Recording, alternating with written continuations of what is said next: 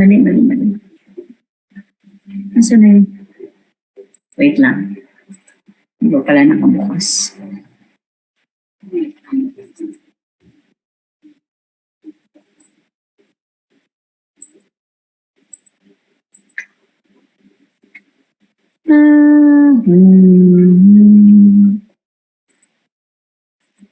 Nakikita niyo yung screen ko? Yes po. Okay. So, ang lesson natin ngayon is treaties. Okay, lagi nating nababanggit sa history ng Pilipinas, di ba? Yung mga momentous events are momentous events in Philippine history. Tatandaan natin na usually concluded yan by a treaty. Di ba? So, meron tayong, ano yung mga natatandaan yung mga famous treaties na mga treaties, yes, Flory Joy Alvarez, are you raising your hand? Treaty of Paris po. Yes, anong importansya ng Treaty of Paris?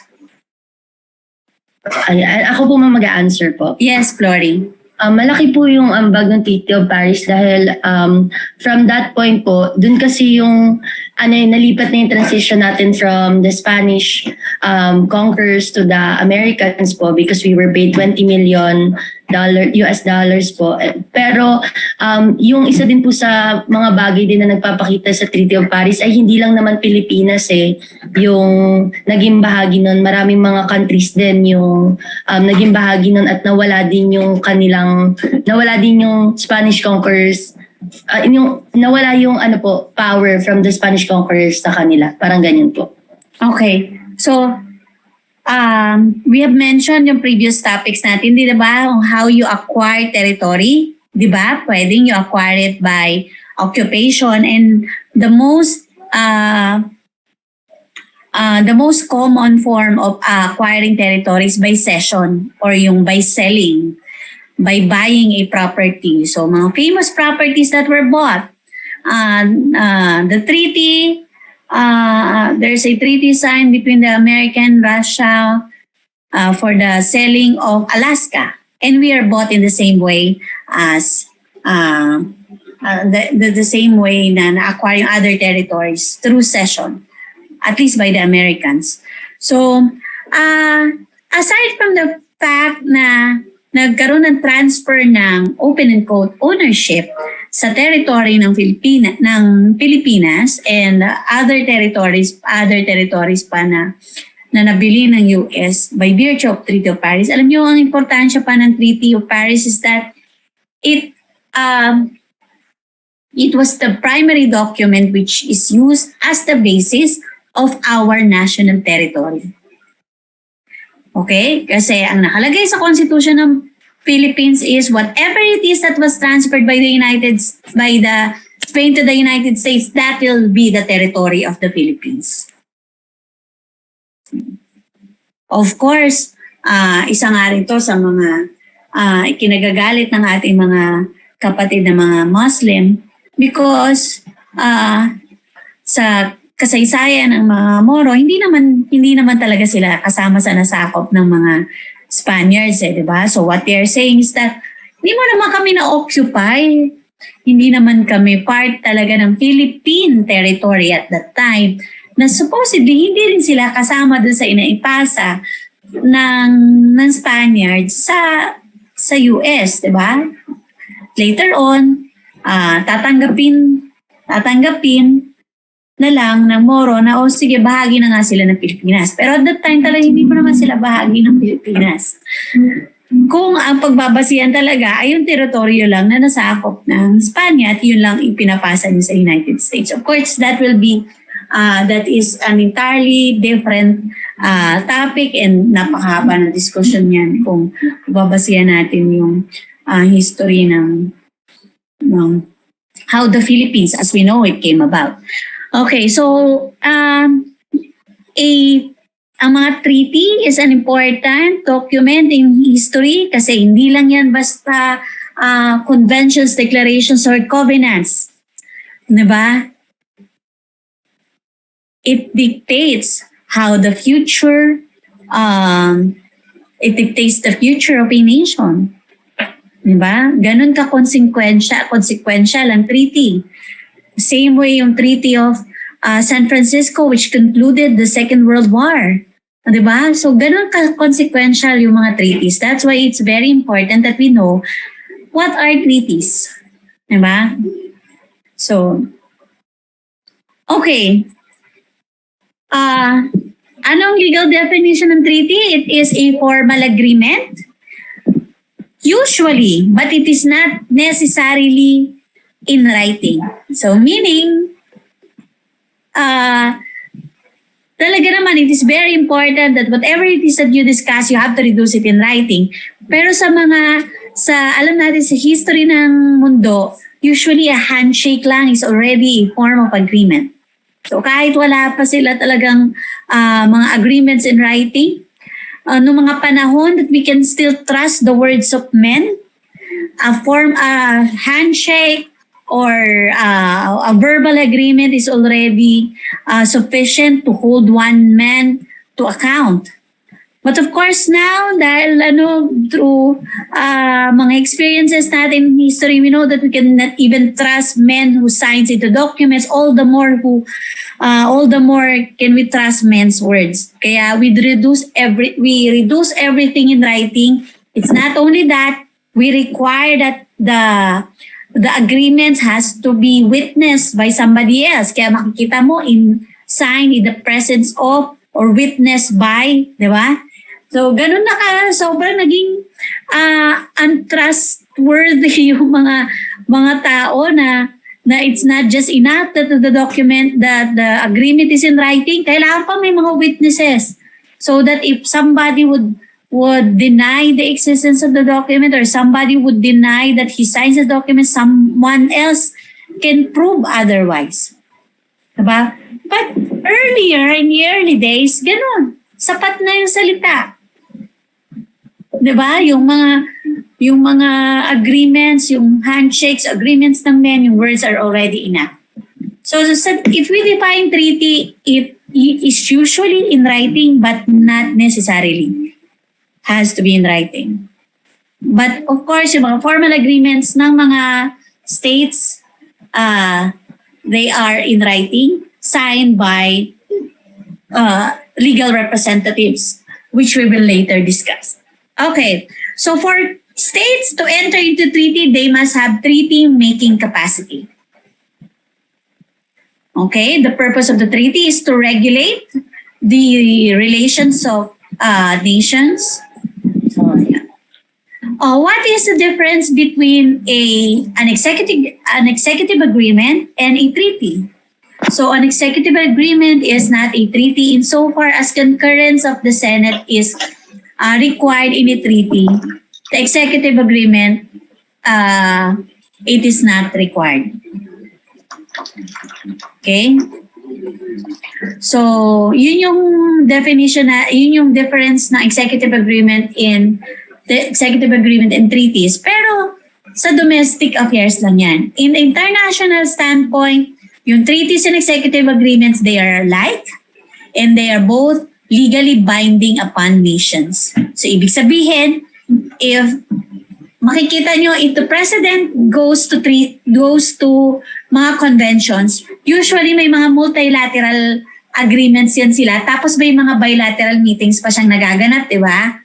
May mga meeting pa siya on, hiwalay na meeting on Singapore, hiwalay na meeting on Malaysia, hiwalay na meeting on Indonesia, ganyan. So, example, yung last na inattend niya na ASEAN, makikita nyo, meron silang mga bilateral meetings, tapos may mga pocket meetings yan. May mga meetings yan on the side, ibig sabihin, so there could also be bilateral, dalawa lang na parties. So, of course, it is just the president who attends it. Wala naman yung full Senate on, na complement when he attends treaties. So, may mga agreements siya dyan na sinasignan niya. Diba? On the side of the Philippines, hindi pa tayo bound dyan hanggat hindi pa yan dumadaan sa Senate. But on the international side, if somebody brings that matter to the international court, treatment dyan ng international court is that it is binding upon the nation or upon the state. Kahit pa hindi pa yung nag-go through the rigorous process of Senate's concurrence. Okay? So,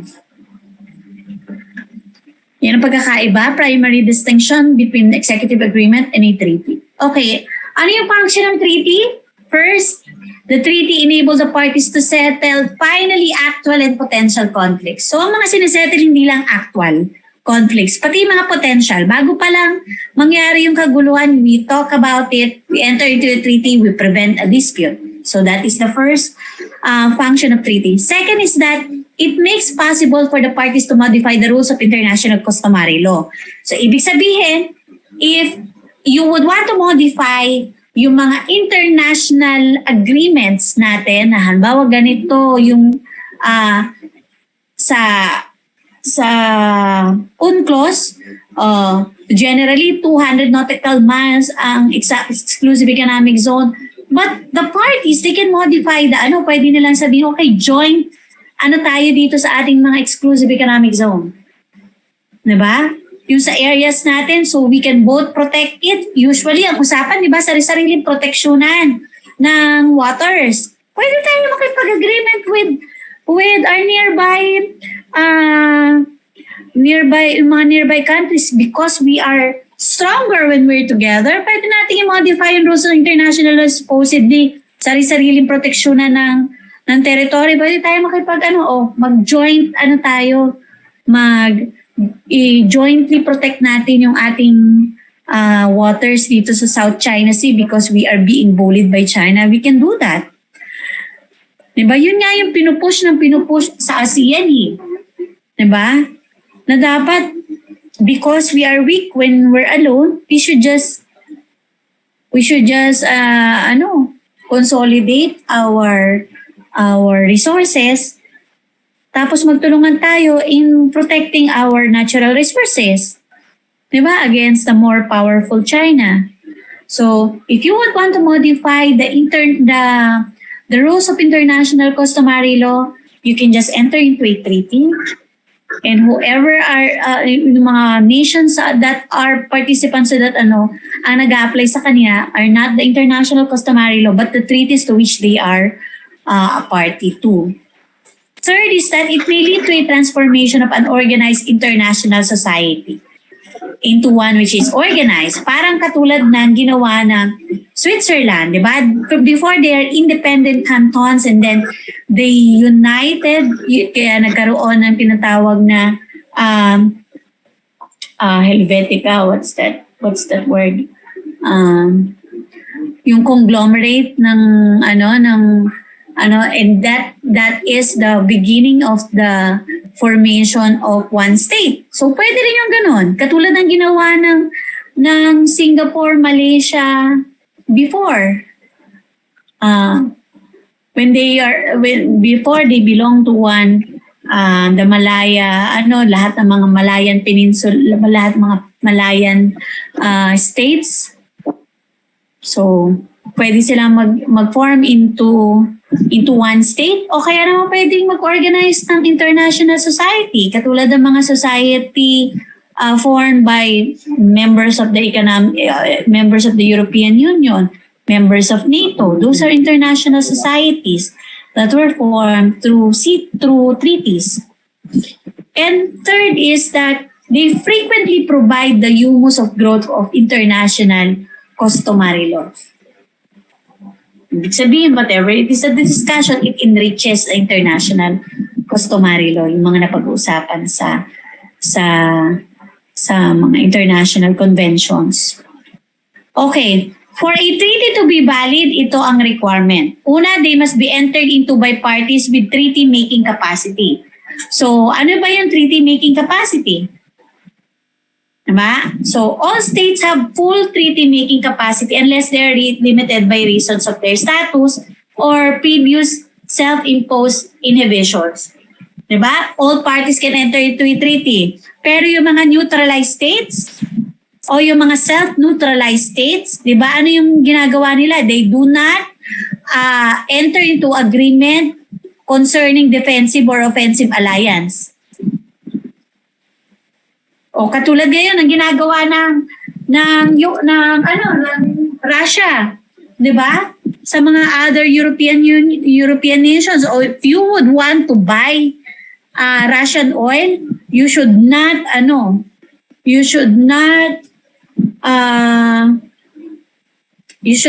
send help to Ukraine, parang ganon. So, usually all states have full treaty-making capacity. Yung limitations on their treaty-making capacity, it may be self-imposed restrictions or restrictions due to other agreements. Halimbawa, di ba, we know of the One China policy. It limits the treaty-making capacity of Taiwan because according to One China policy, lahat ng mga foreign relations, it must be conducted by Beijing. So, meron treaty-making capacity in Taiwan pero limited lang to cultural and economic matters.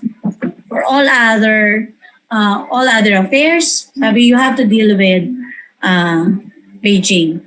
Okay, so itong treaty-making capacity, ito yung nagdi-differentiate dun sa state na in a federal state country or federal country, tsaka dun sa state as we know it na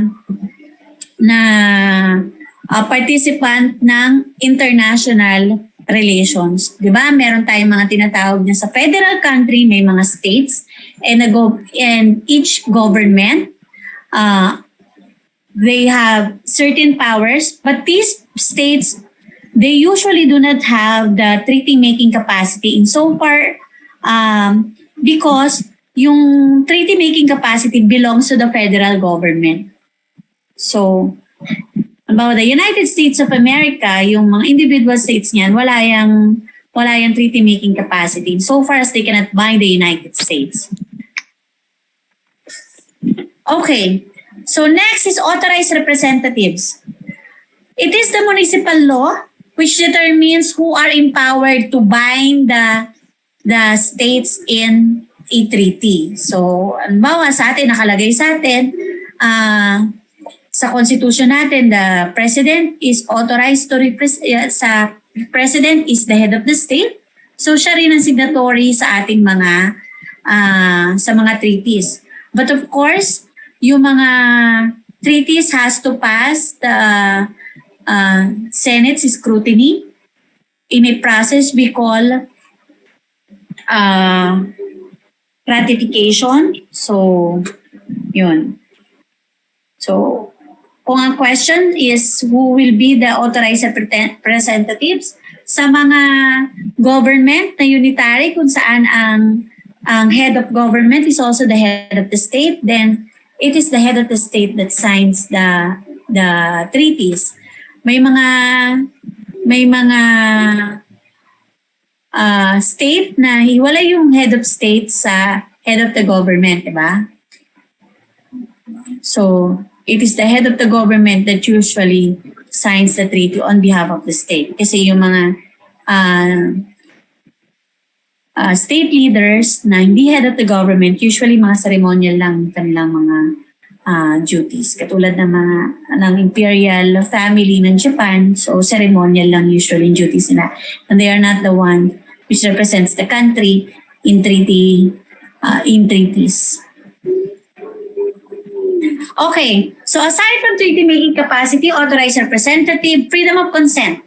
So the freedom of consent, ang ibig sabihin lang nito, dapat the treaty was signed without fraud, mistake, or anything that will invalidate the consent of the signatory to the treaty.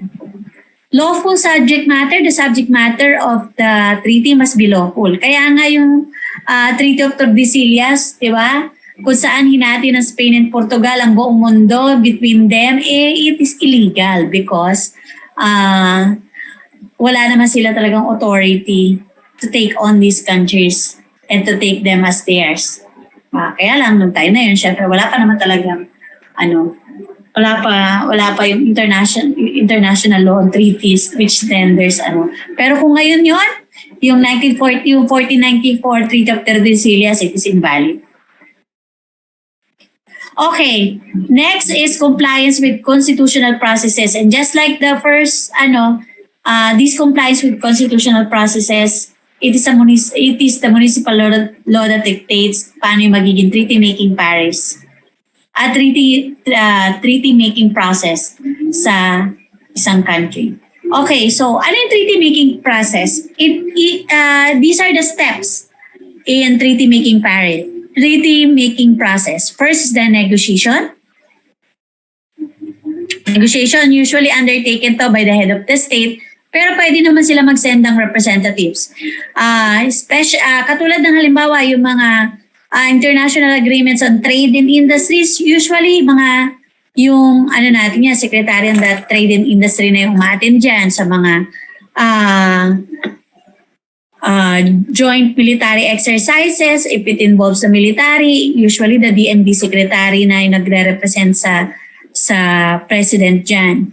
Diba? So, yung negotiation stage, pwedeng ibigay sa mga authorized representatives who are experts on the matter.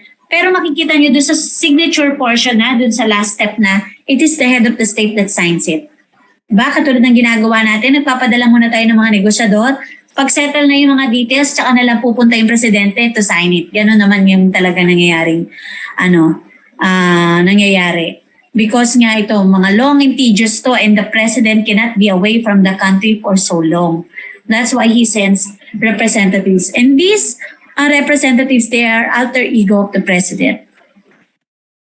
Okay, so after the negotiation, open na for signature and then ratification. Yung ratification, ito na yung legal steps kung saan the Senate steps in and reviews the terms of the treaty if it will not violate the Constitution. What if the treaty is ratified in violation of the Constitution? Diba? So, the majority view on this question is that foreign government should be held to a knowledge of the constitutional prerequisites. Kaya, the treaty which has been ratified without proper observance of this requirement is ipso facto invalid. So, regardless of mga proclamation ng mga head of states, invalid yan if it does not conform with the constitutional requirement of the state. And the last step is the exchange of instrument. Usually, na lang yan, mga ceremonial na lang yan. Mga exchanges of documents. Okay. If you have encountered this word tratelo, o kaya yung trate kontra, yung mga tratelo, tsaka trate kontra, sabi naman, wala namang pagkakaiba yan. Yung law-making treaties tsaka contractual treaties. So, walang difference yan.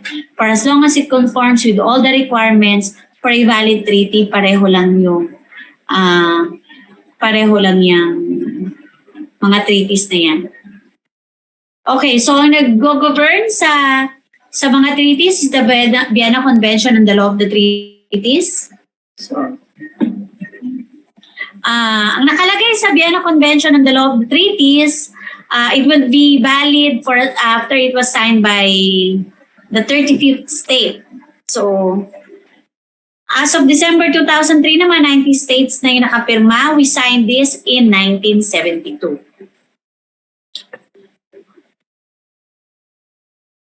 Okay.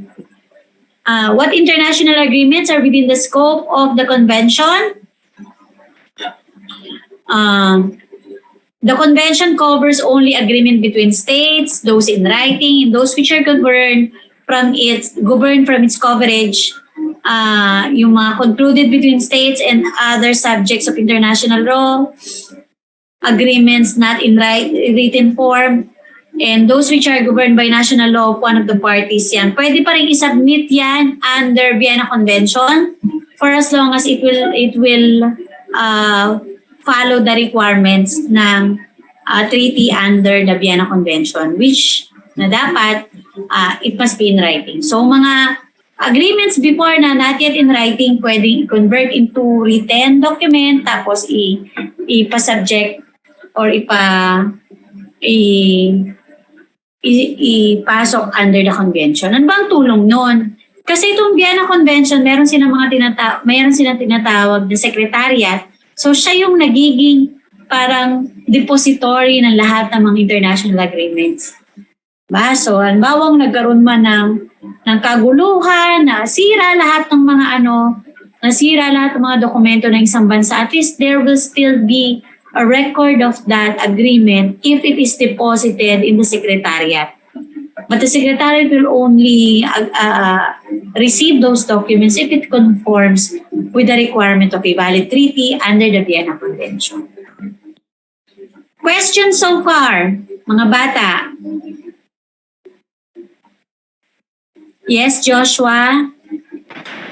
Attorney, may pagkakataon na po ba sa kasaysayan na kung saan may isang estado po na hindi sumunod sa napagkasundo ang treaty po? Or kung meron man po or wala, ano po yung consequence po ng paglabag po rito? Yes. Okay, marami. Diba? Nakikita lang natin ngayon na Russia is violating the United Nations Convention, di ba? So, maraming mga bansa. Remember, ang pagsunod sa international law is the decision of the head of the state, di ba? So, ano ang consequence kapag hindi sinunod? So, maraming mga bansa, makikita natin yung mga decisions against Argentina, Venezuela, yung mga African countries, marami mga decision na dyan ng international korte. Tapos so anong mga consequences kung sakaling hindi sundin? Okay, so yung convention mismo, sila'y nagpo-provide na magiging consequence in case of yung agreement mismo na binayolate. Usually meron yang provisions kung ano yung punishment or ano yung consequence in case i-violate yung terms of the agreement. Diba? Pero kung walang nakalagay na ganong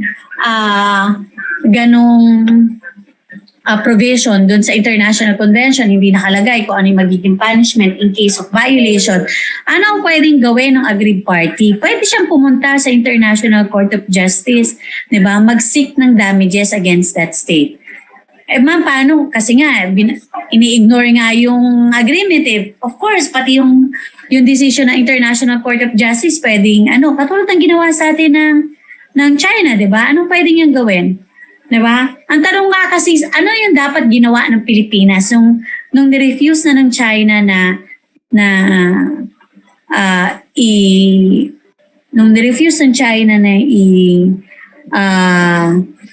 mag-comply doon sa decision of the arbitral court, diba? Ano dapat ang ginawa ng Pilipinas? Diba? Sa UNCLOS, meron diyang provision na dapat kung binayolate mo, kung hindi ka sumunod pa sa decision governing UNCLOS, yung mga benefits under UNCLOS, hindi mo dapat siya ma-enjoy.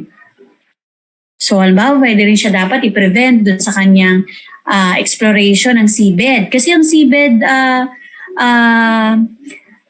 seabed agreement is under din ng UNCLOS eh. So dapat lahat ng mga benefits na ini-enjoy niya by reason of UNCLOS, dapat rin yun, i-withheld din yun against China. So ganun din ang pwedeng gawin sa ibang mga agreements. Pwedeng i-penalize yung bansa.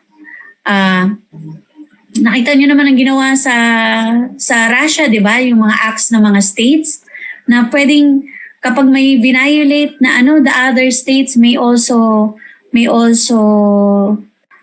retaliate in a form of yung mga penalty, like you will refuse to i-refuse mo yung mga transactions ng mga bansa na yon, 'di ba?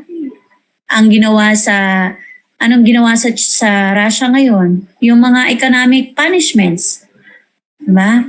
Yung bangko nila can no longer transact outside of Russia. Wala na siyang tinanggal na siya ng access dun sa SWIFT. So these measures usually illegal to kung walang basis for doing so.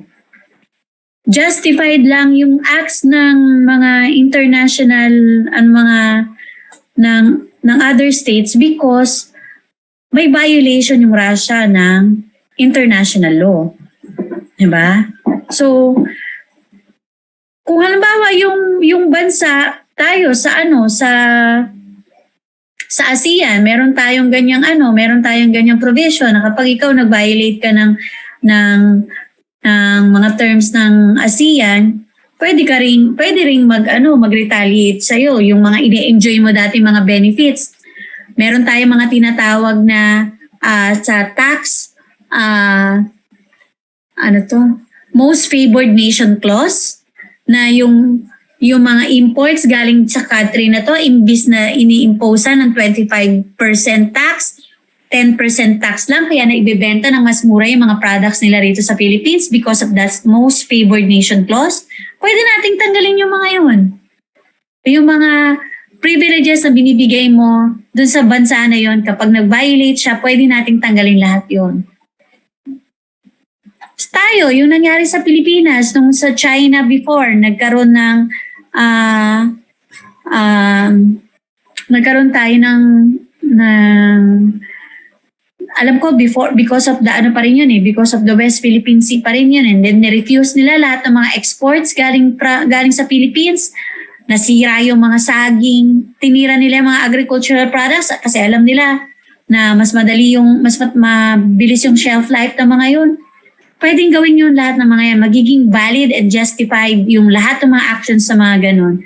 Yung mga retaliatory acts na yan kapag may basis. Kapag may violation yung isang bansa ng treaty. So, may mga tinatawag na retaliatory. Yung retaliatory, pwedeng in a form of military sanction, economic sanction, yun. Pero ang ginawa sa Russia ngayon, di ba? Supposedly, yung mga ganon, na mga economic sanctions, bawal yun eh. Pero they found justification because Russia violated maraming mga treaties. Ng United Nations. So, nagkaroon ng mga concerted acts. Kaya lang, magiging yung mga yan, magiging successful lang yung mga yung mga penalties na yan kung concerted effort. Pero kung isa lang, 'di ba? Kung halimbawa isang bansa lang sa United Nations, sa European Union, bawa England lang or United Kingdom lang, hindi masyado mararamdaman ng Russia. Ngayon nararamdaman niya kasi it's the entire European Union plus the United States and other allies. Sila lahat yung nag-impose ng sanctions. Kaya ramdam na ramdam ng Russia. It will take years before Russia can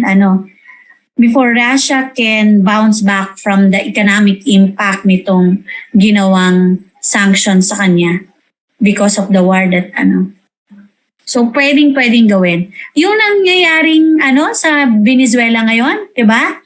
Wala siyang exports whatsoever because of mga violations niya ng because of violation yan of international agreements. Kaya ngayon, hindi siya makautang sa IMF, wala siyang access hindi siya makautang sa mga. So ang dami pwedeng gawin actually, short of war. Ang dami pang pwedeng gawin short of war.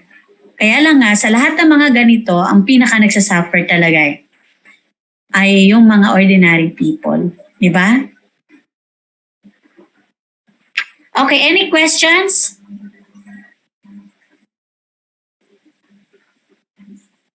Any questions? Okay, so Joshua, yes, thank you for participating. Ma'am, may isa pa po kasi kaming curiosity po. Sa tingin niyo po, ma'am, bakit po madalas sa Paris po isinasagawa yung paglagda po ng treaty?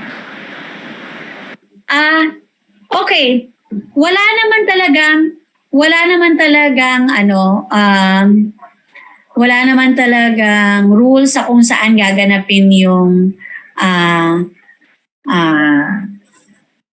mga international conventions na yan. Pero may mga ilang mga agreements na usually dito sa mga bansa na to ginaganap. Halimbawa yung sa Hague, because the seat of the peace mansion or peace is in the Hague. So meron talaga siyang venue for that. So in the case of Paris, because some of the important European offices ay nandoon, yung sa yung office ng mga European banks, yan nandoon. So plus kung makikita mo sa Europe, lahat ng mga parang nasa sentro siya ng Europe.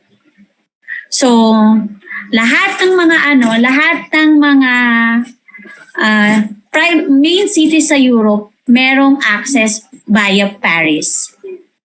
So kung yung accessibility accessibility plus pero maraming mga yan sa Geneva, ito yung mga favorite nila, yung sa Geneva kasi nga yung main offices ng mga international organizations na to nandoon sa office na to. So mga pag-financial, usually it's either sa Switzerland, sa Zurich, kasi nandun yung mga offices ng mga international banks, tsaka Geneva, tapos plus isang important factor kasi sa mga international conventions is the security of the heads of the state. And France is known to have a very strict security protocol. So yung mga heads of state they feel safer if the convention will be held there. So ganun sila. Syempre, hindi lang basta sa lugar ang pinag-usapan yung security ng So because mga previous previous agreements doon na ginagawa, naging established na yung security protocol doon sa mga lugar na to. So meron silang yun. So yan yung mga primary considerations nila. Accessibility plus of course security.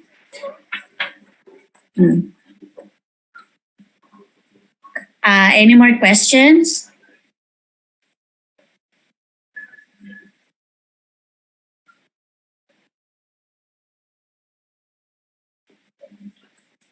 Okay, if none, so after the negotiation, o nga pala itong mga words na to yung mga regardless sa mga ginagamit natin, whether treaty, covenant, pact, concordat, declaration, exchange of letter, modus vivendi, they are embraced in the generic use by the generic use of the term treaty. Pare-pareho lang talaga yan. In the eyes of international law, kahit ano yung tinawag mo yan, in the eyes of international, they are treaties. So conclusions ng after the treaty has been signed, tapos nagkaroon na ng exchange of instrument, then there will now be conclusion and entry into force of treaties. So yun, syempre i-apply mo na yung terms of the treaties. So okay, hindi na naman ito masyadong Adoption of the text of the treaty. Okay, for mga multilateral treaties or mga international conventions, usually it is translated in the languages of the official languages of the United Nations, di ba? So meron yang lagi naka translate yan lagi in French and in English. Okay, so ang rule is that we use the generally accepted words sa treaties hanggat maaari, should be broad, brief, and definite, so that the treaty will not be subjected pa to various interpretations. So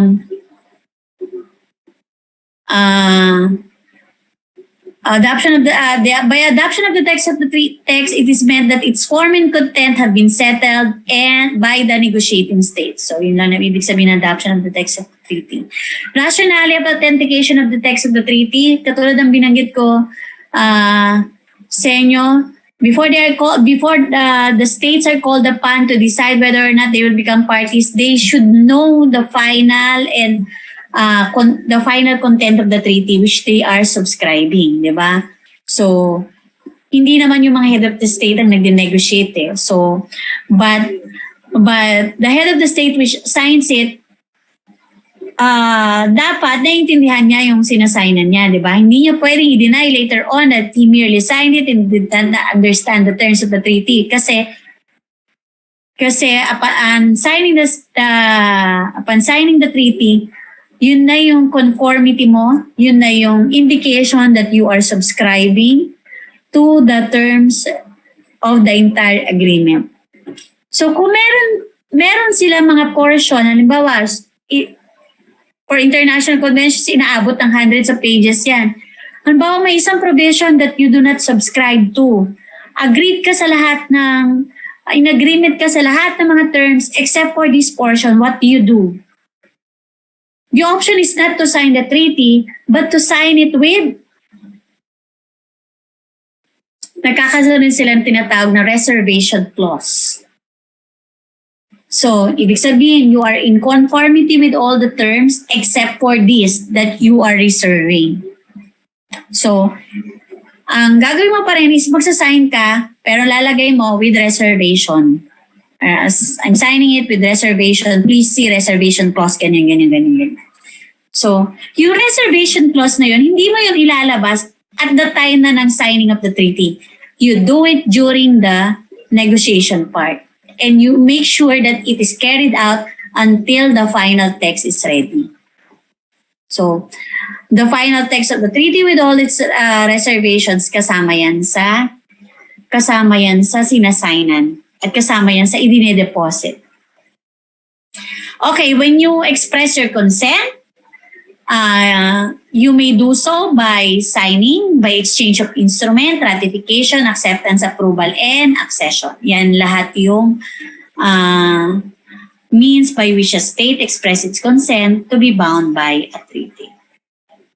Okay, nabanggit na natin itong ratification. Accession na lang, it's the method by which the state under certain condition becomes party to a treaty which it is not a signatory and in the negotiation it did not take part in. So, pwede pa rin ba yun? Yes, pwede pa rin. Kapag nag-accede siya into that treaty. Halimbawa, may mga treaties na hindi naman tayo part ng negotiation. Nung mga panahon hindi pa tayo part ng United Nations Convention, so upon signing ng United Nations, it is as if we are acceding to all the previous agreements prior to joining the United Nations. So ganun din yun. Pwede ding mangyari yun. Okay, entry into force. Ito na yung pwede ka maglagay ng fixed date kung saan the treaty may be entered into force. Example yung kanina pinakita natin, yung sa Vienna Convention, naglagay sila roon ng entry into force upon the signing of the 35th instrument. Diba? So, maglalagay sila ng fixed date doon. Pwedeng fixed date or any act that will complete the process. Katulad nun, wala exact date, pero sabi it will be entered into force upon the signing of the 35th state. So, yun. Yung iba naglalagay ng fixed date. Bakit? Bawa kasi may hinihintay pa silang isang act na mangyari before they can enter into that agreement.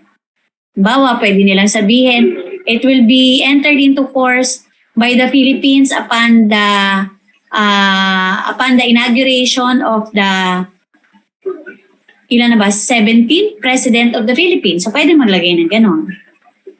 Kasi, bawa, i-reserve natin yung ating signature until makaupo na yung next president. Okay, so ito na yung sinasabi ko kanina, yung mga reservations. Reservation is the unilateral statement, however phrased, made by a state when signing, ratifying, accepting, approving, or acceding to a treaty, whereby it purports to exclude or to modify the legal effect of certain provisions of the treaty. So, yun nga yung sinasabi nating reservation clause. You do not want to be bound by certain provisions, hence you make your reservation. So, you can still be a party to that treaty provided na ma-express mo yung reservation mo. Okay. So, under the convention, under Article 19, pwede kang mag-formulate ng reservation except these cases. Kapag yung treaty mismo nagsasabi that the reservation is prohibited, when the treaty provides that only specified reservations which do not include the reservation in the question may be made. And third is if the case fall under subparagraphs A and B and the reservation is incompatible with the object and purpose of the treaty. Okay, so these are the three cases by which when you cannot make reservations. So all the other instances pwede nang mag-reservation. So anong effect ng reservation? As between the reserving state and any other state, it modifies the provision of the treaty. As between the other parties inter se or between them, the reservation does not affect the provisions of the treaty. And as between the reserving state and the objecting state, which does not oppose to the entry, it still applies. So, basta hindi ka napag-object dun sa it is as if tinatanggap mo yung reservation ng state na yun. Pwede bang i-withdraw ang reservations? Yes, pwede i-withdraw yan anytime. But with the withdrawal must also be in writing. And if deposited sa secretariat, yung treaty, dapat din naka-deposit yung withdrawal sa secretariat. Okay, so you heard this several times. Pacta sunt servanda. Dapat ang treaty, every treaty in force is binding upon the treaties and it must be performed by in good faith. Yun yung ibig sabihin ng pacta sunt servanda. Every treaty in force is binding upon the parties to it and it must be performed by them in good faith. Pacta sunt servanda is a fundamental principle of law treaties. So,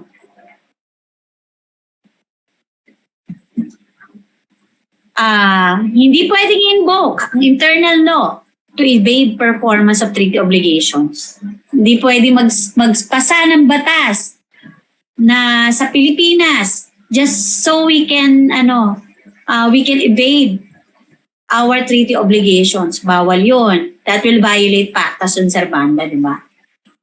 So, as a general rule, walang retroactive application ng treaty. Ibig sabihin, it will not be effective prior to the signing of the treaty. Walang retroactive effect. Except kung yun ang intention talaga ng parties. Okay?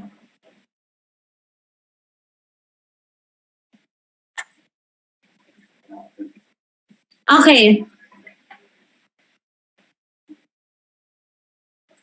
So, isang case kung saan nagamit yung pacta sunt servanda, itong Agustin versus Edu case. Nagkaroon kasi ng letter of instruction noong 1974, si Marcos, na nagre-require na lahat ng mga users and drivers of motor vehicles, they should have at least one pair of early warning device. Yung triangular, collapsible reflectorized plates. So, dapat ilalagay yan, at least 15 city, ilalagay yan sa sasakyan. Yan. So, sabi, ano raw yun? Question ni Agustin, yung law na yun, sabi, violative daw yan of the Constitution. Pero sabi naman ng court, no, pwede yung kasi under the doctrine of pacta sunt servanda, Vienna Convention on Road Signs and Signals, na-ratified ng enactment of local legislation for the installation of road safety sign is it is included in the Vienna Convention.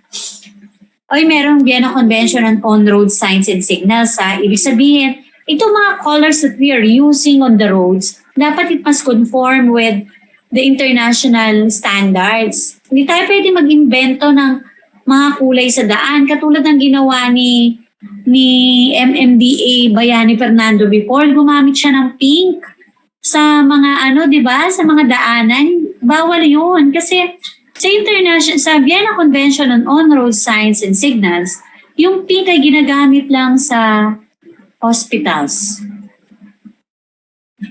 So dapat yung mga roads natin and signals, dapat ano yan, it conforms to international standards. Anong reason for that? Para yung mga foreigners that are traveling here in the Philippines, they can also simply use the roads. Diba? Maintindihan din nila na ang ibig sabihin ng stop, wherever you see it, whichever country, ang ibig sabihin niyan is stop.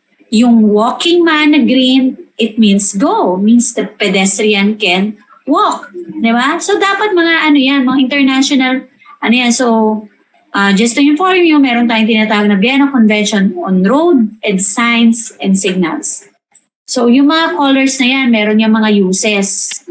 Hindi pwedeng porket type mo yung color pink, gagamitin mo yan sa daanan. Lahat ng mga susulatan mo ng pink, di ba? Hindi pwedeng gano'n. You have to follow the international. And we are a signatory to this. So, you have to comply with it. Okay, interpreting treaties. When we interpret treaties, it shall be interpreted in good faith and in accordance with the ordinary meaning to be given to the terms of the treaties in their context and in the light of the object and the purpose. So that's how you interpret it. You interpret it in good faith. Second is that the context for the purpose of the interpretation of the treaty shall comprise, in addition to the text, any agreements relating to the treaty. So, hindi lang yung treaty. Any agreements relating to the treaty, you should also take that into consideration when you are to interpret a treaty. Any instrument which was made more by one or more parties in connection with the conclusion of the treaty, kasama rin yun sa i-consider. So, kailangan lang namang i-subject ang treaty to interpretation when there is a dispute on how the treaty should be interpreted.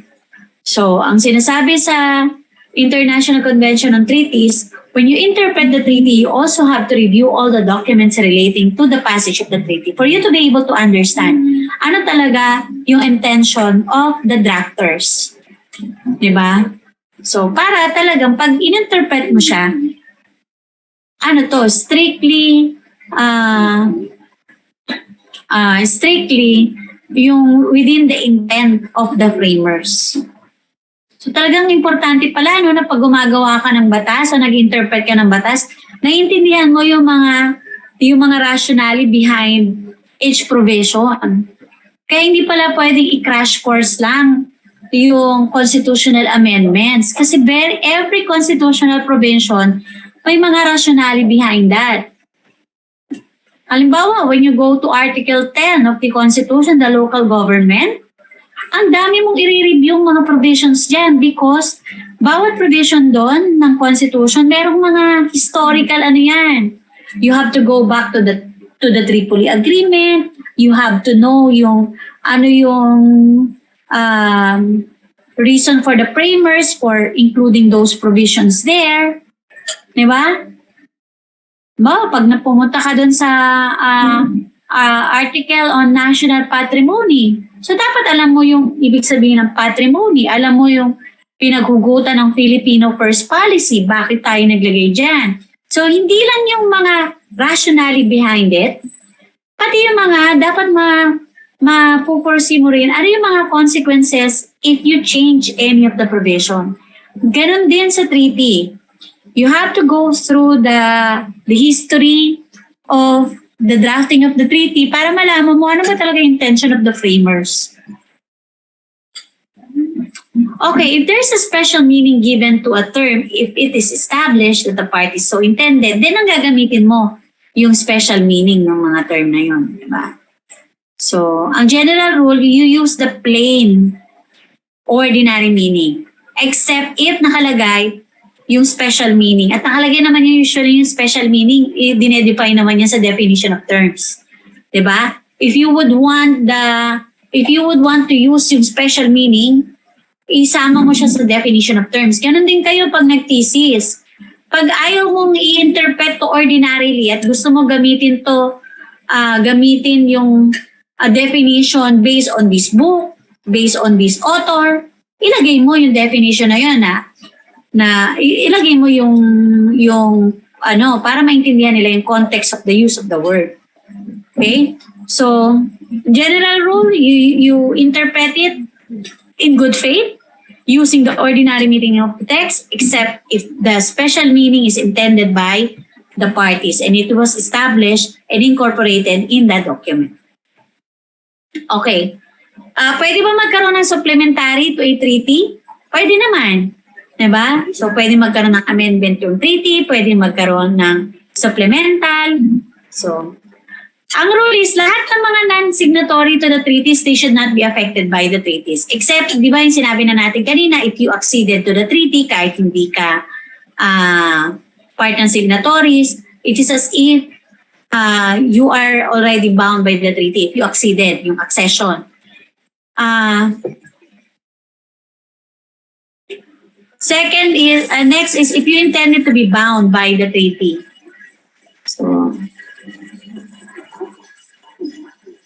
okay, so what are the grounds para ma-invalidate, ma-terminate, ma-suspend ang operation ng treaty? One is if there is a violation of certain provisions of the internal law regarding the competence to conclude treaties, if there's an error, fraud, corruption of the representative of the state, coercion of the representative of the state, coercion of a state by threat or use of force, and conflict with jus cogens. Halimbawa ngayon, nagkaroon ng treaty of peace between Ukraine and Russia. Tapos sa treaty of peace na yon, napilitan ng Ukraine na to give up some of its eastern territories to Russia. Can you say that the treaty is valid? Pwede pa bang sabihin na free naman siya from coercion by use of threat or use of force kung nauna na yung threat or use of force before entry to the treaty? Diba? Pero gano'n naman talaga lagi sa war eh. Diba? Yung treaty will follow the use of force. Diba? So,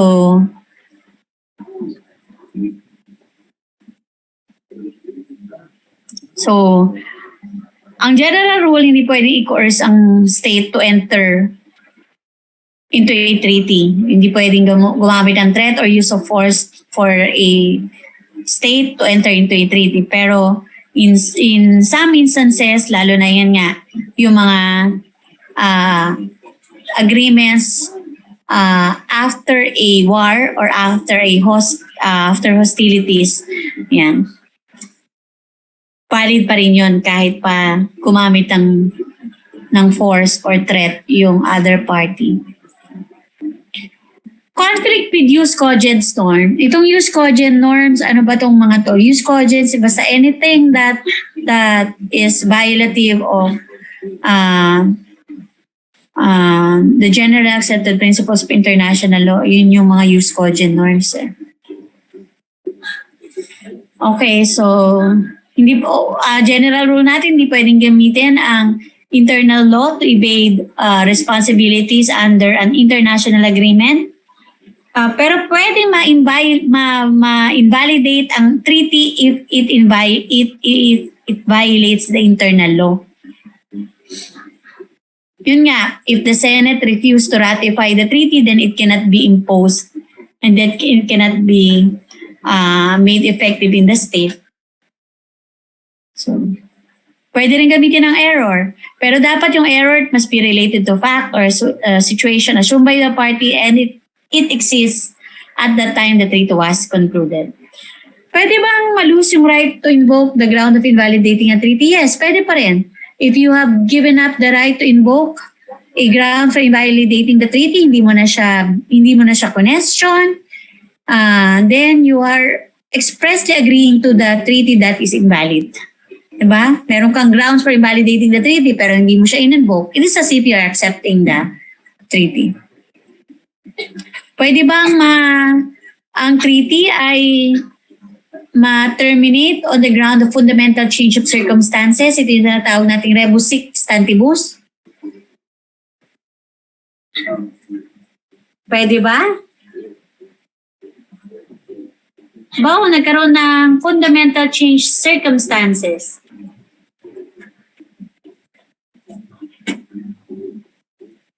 Ang rule is, if the fundamental change in the circumstances exists at the time of the conclusion of the territory, it does not entitle the parties to terminate it. So dapat yung substantial or fundamental change, it must happen after the treaty has been signed. Okay? So halimbawa, nung time na yan, halimbawa ang Ukraine nag-enter siya into a treaty requiring it to set aside 2% of its GDP for military operations or for the military. Kaya lang nagkaroon ng war. So, pwede di ba? It can be considered as a fundamental change in the circumstances of Ukraine. Now, we cannot expect Ukraine to be able to comply. Halimbawa, hindi na niya kaya talaga na 2% because the entire GDP will be spent lang for rehabilitation. Di ba? So, yan. Ang kailangan lang yung fundamental change ay nag-transpire after the treaty has been signed.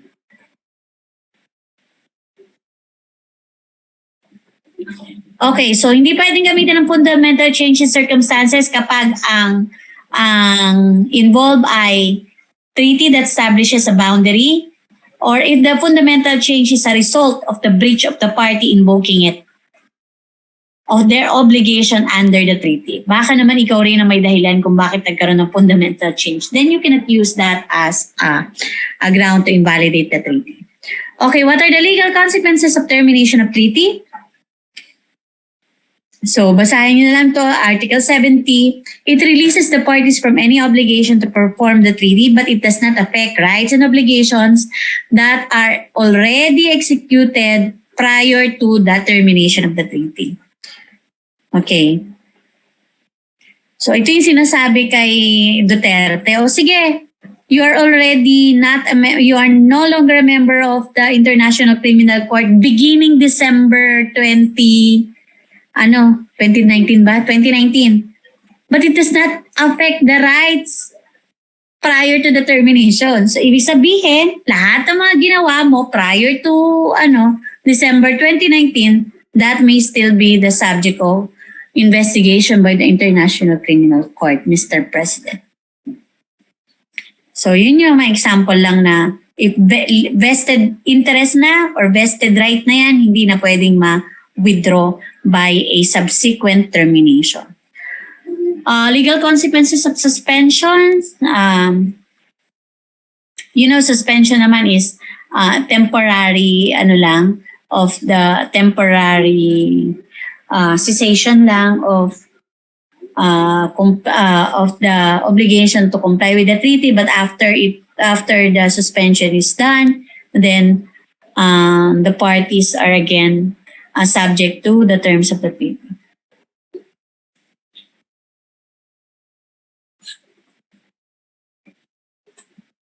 Okay, so yun, sinabi ko kanina,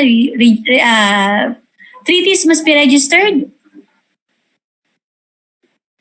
Under Article 80 of the Convention, the treaty shall, after the entry into force, be transmitted to the Secretariat of the United Nations for registration. So, okay, final act, it is understood to designate a document which constitutes a final formal statement of the summary of the proceedings of the international conference. Okay, so we will stop here. So natapos natin up to week 3 pero tapos na rin natin yung di ba?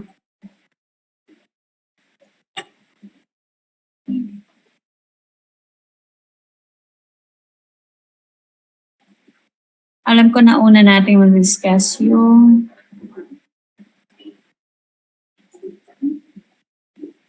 itong supposedly weak.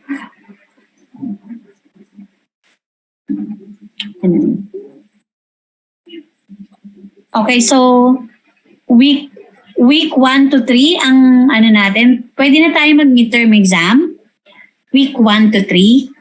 Tapos magdadagdag lang ako na so parang ang exam natin siguro mga 40 items yung midterm exam.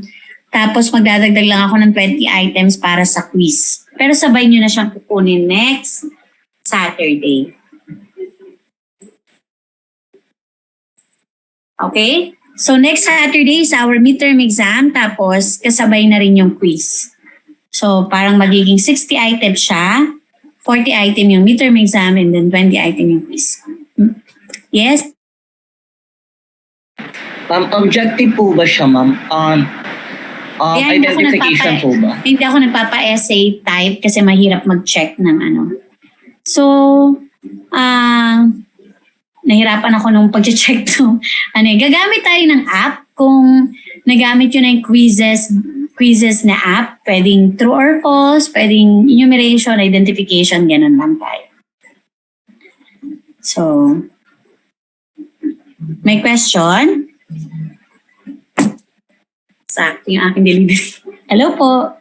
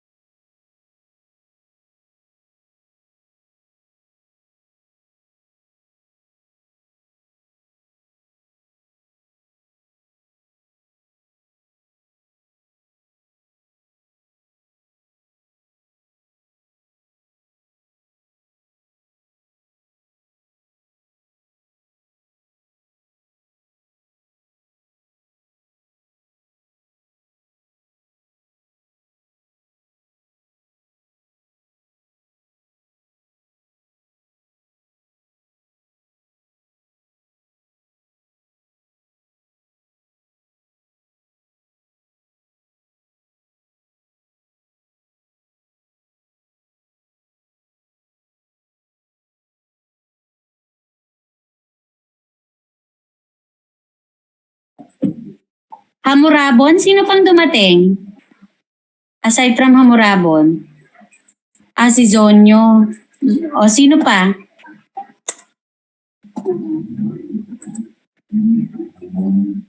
Wala nang humabol? Wala nang humabol? Zonyo, Hamurabon.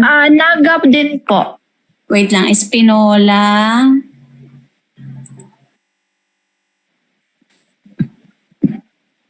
Okay na Espinola. Ano pa? Sino pa? Sino po yung isa? Po. Sorry? Naga. Naga at saka Calieja. Wait lang. Naga, Calieja. Never po, ma'am.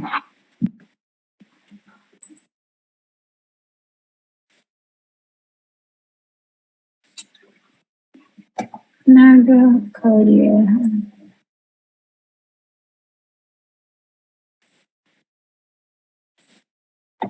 Ano yung last? Sorry? Never po. Nieva. Okay. Wala na? Wala nang humabol?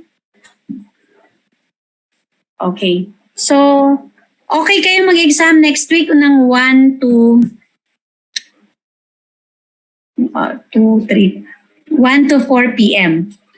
No? 1 to 4 p.m. So, ano naman yon offline? I mean, hindi na tayo mag-meet synchronous. Online yung exam.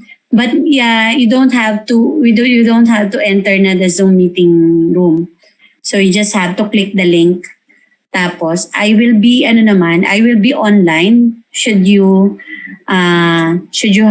encounter any problem while taking the exam. Okay, so kung wala nang humabol sa attendance, sige, let's call it a day. Maraming salamat, 3-1.